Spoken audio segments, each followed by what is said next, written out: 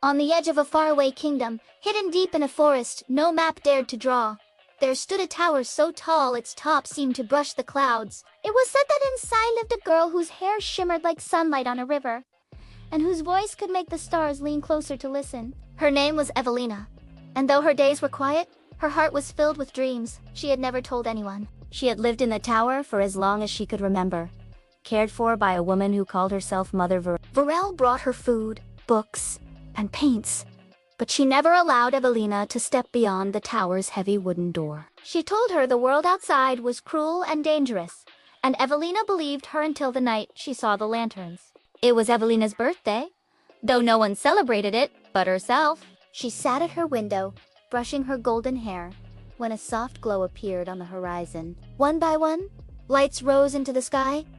Hundreds, maybe thousands, each floating higher and higher until they became stars that hadn't been there before. Her breath caught.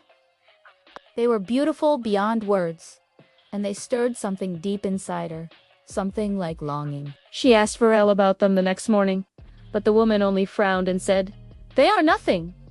Forget them." But Evelina couldn't forget. She began counting the days until the lanterns would return. One summer afternoon, while Evelina was singing to herself, a voice drifted up from below. "Is someone up there?" She startled.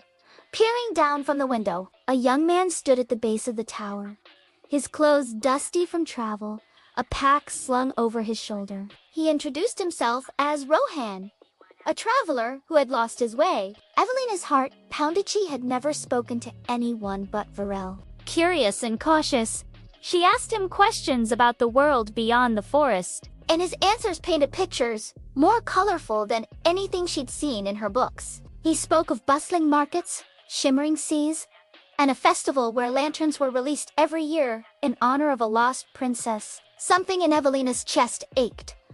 Could the lanterns be for her? Rowan promised he could take her to see them, but she hesitated. Leaving the tower meant disobeying Varel, and the thought made her palms sweat. Still, when night fell and Varel left for her usual trip to gather herbs, Evelina knew her chance had come. She tied her hair into a long rope, letting it fall to the ground, and Rowan climbed up with a grin. "Ready?" he asked. Her heart was pounding too hard for words, so she only nodded. The forest at night was alive in ways Evelina had never imagined. Fireflies danced around them, and the scent of pine mixed with the sweetness of wildflowers. Rowan led her through winding paths until they reached the edge of a great river, where boats swayed gently in the water.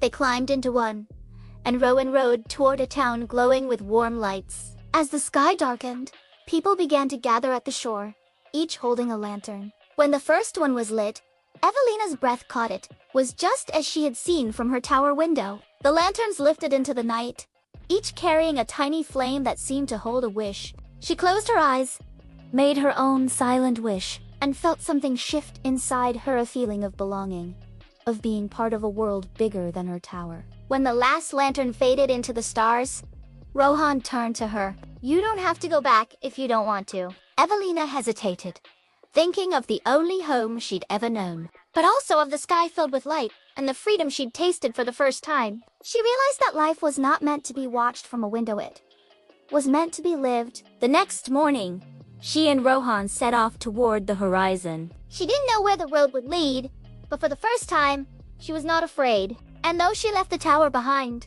the memory of the lantern stayed with her always, reminding her that even the tallest walls cannot keep a dream from finding its way to the sky. Moral: your heart will always recognize the light that belongs to you, and it will lead you home.